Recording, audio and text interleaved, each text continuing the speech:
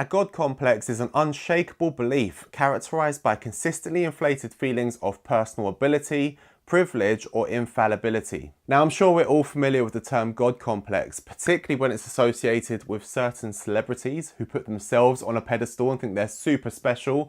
They often end up in legal problems because they don't think the law applies to someone as special as they are.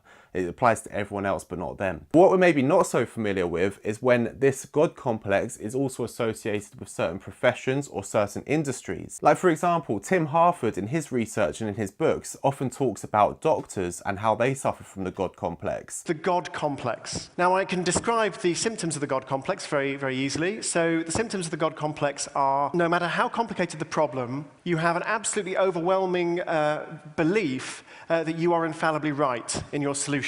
And doctors suffer from the God complex a lot. So even going back centuries, when doctors would prescribe something called bloodletting, like this was actually doing worse for the patients than good. But for many, many years, even when they were proven wrong, the doctors thought they were infallible. They thought anything they had an intuition about was going to be right. And it sort of still happens. Like, people in high power positions have an intuition about something and are going to stick with it. Now, luckily, in something like healthcare, that's slowly changing now. They're starting to put in measures where there's clinical studies, for example, which wasn't happening centuries ago. They've got now measures for correcting mistakes and learning from failures and all of that kind of thing. But that doesn't mean that the God complex in industries doesn't exist anymore. Now, I'm an economist, I'm not a doctor, but I see the God complex around me all the time in my fellow economists. I see it in our business leaders. I see it in the politicians we vote for. People who, in the face of an incredibly complicated world, are nevertheless absolutely convinced that they understand the way that the world works. The world is simply far too complex to understand in that way. Like, there are many examples throughout history where companies or individuals have had a massive downfall because of a God complex. Take, for example, Blockbuster Video.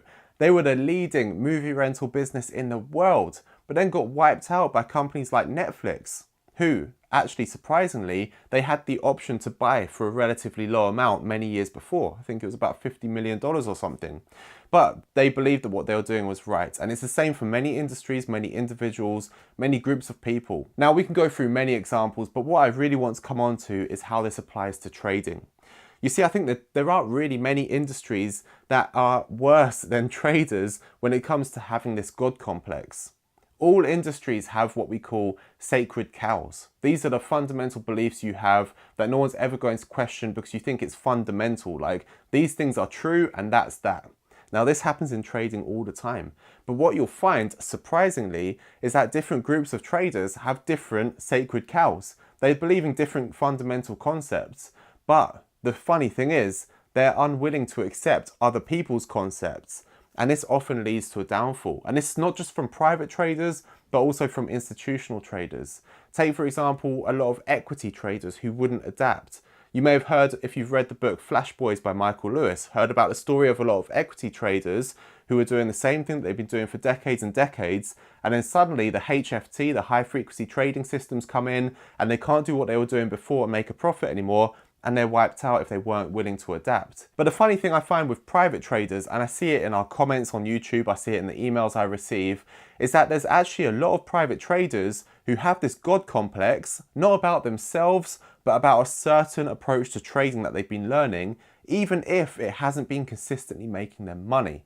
So there's certain things about the right or wrong way to do support and resistance or trend lines, or the right way to use a data feed terminal. Some people think that you have to trade based on the market orders, or you have to trade based on a level 2, and they're unwilling to accept anything else.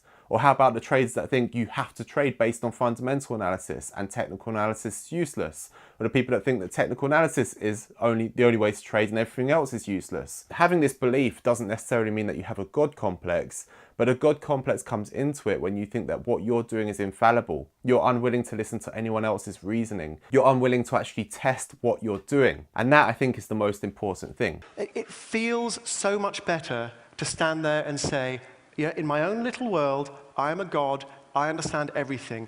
I do not want to have my opinions challenged. I do not want to have my conclusions tested. It feels so much more comfortable simply to lay down the law. You see, a lot of people ask me, what actually is so different about the Duomo method? Like, what's so great about the way I'm trading? And I'll say, well, a lot of the things are going to be very similar to other methods of trading. We've got some things that are unique to us and a lot of things that aren't unique to us, but the difference is in how we use the tools and how we use the concepts and how they've been developed. You see, I have an obsession, and that is with optimization. It's literally in anything that I do. I'm not happy, I'm not content when I'm just good at something. I want to learn how to optimize further and optimize further and further and further. And how that applies to trading is in two ways. In one way, it's applying to how we actually approach the markets, how we use the tools and the concepts. I'm not happy with something just working. I want to tweak and optimize until it's the best it can possibly be.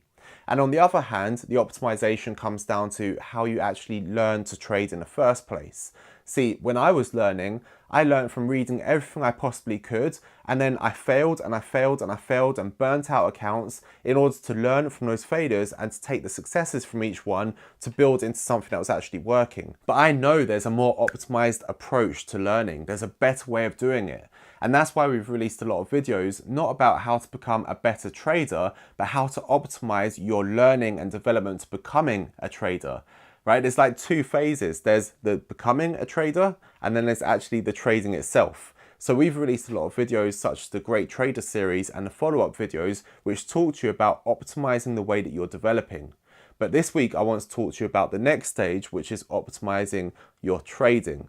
You see, through my obsession, I've learned certain things and studied and researched to try and continuously optimize. And that's what makes our approach so special, but that's what I also want to pass on to you through these videos as well. See, for example, a lot of people come and criticize me. They say, the way you're doing Fibonacci is not right. It's like you've never used it before. Well, I'll tell them I've probably used Fibonacci more than you have because I've gone through the iterations, because the thing is, I'm willing to test what I'm doing and develop it. The problem with a lot of traders is that they'll learn something, see it working, and not be willing to test and improve. Every time I'm doing this, the screens turn themselves off. But you know, all these people that are critical of either the way that we're trading or other ways of trading, you can tell that they're not going to make it. They haven't got what it takes for a few reasons. Firstly, they haven't actually done any testing on their own strategy, the things that they're using, their own sacred cows, or the ones that they're criticizing. And when I say testing, I don't mean test like for like. You can't say this one's performed better than this one and compare in that way. That's not what's going to show you what's working and what's not. You need to take a clinical trial approach where you're actually testing individual things against a neutral test case, because otherwise there could be other factors influencing the results of those tests. So that's something I want to talk about this week as well. We're going to talk about innovation. We're going to use examples and research we've done on heavy innovators, people that have excelled in innovation, companies, institutions that really excel in innovation, and take what they do and apply it to trading so we can all do it. But the other reasons that these people are not going to succeed is also that if they see something that they think is not working, you shouldn't be critical of it and be with your God complex thinking that your intuition is correct and the other thing's wrong without testing. See what you can actually learn from that approach that's going to make your approach better. You know, a lot of innovations and a lot of successes come from failures and from being more critical in a detailed way and understanding what the flaws are in something else. That allows you to build on top of it and innovate in that way.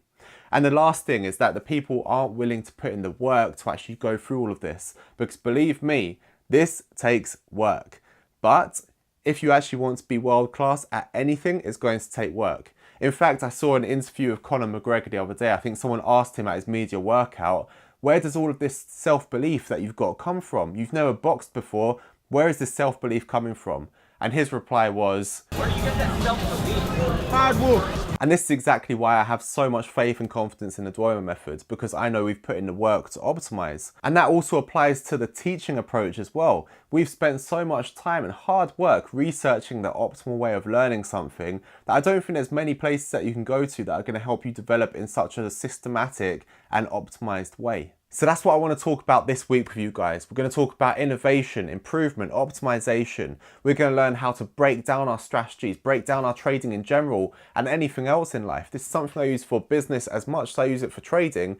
And we're going to understand how we can test and improve every single little aspect, and how we can identify which aspects or which areas of our trading are fucked, FUQ'd, not FUCK'd, and that means fundamentally unidentifiable questions, so the things that we can't test in the usual way, and how we deal with those aspects of our trading as well. So what I want to teach you is how to be a modern business, because in modern day business, you use data in every aspect of your business to be able to innovate and stay ahead of the curve, because if you don't, you're going to get wiped out. And that's the same in the markets. I want to show you how to stay ahead, stay innovating, stay excellent, and become a great trader. So I'm going to stop this here before I ramble off even more. So as I said, this is a preface for the videos that are coming this week. So if you don't want to miss these, then make sure you subscribe to the channel. I am certain it's going to transform your trading. And for a lot of you, if you apply this to other aspects of your life, other aspects of your work, then it can transform your life and work as well. So if you have any questions, leave them below. I'm sure you can tell I'm excited. So I'll see you in the next videos very soon. See you soon, guys.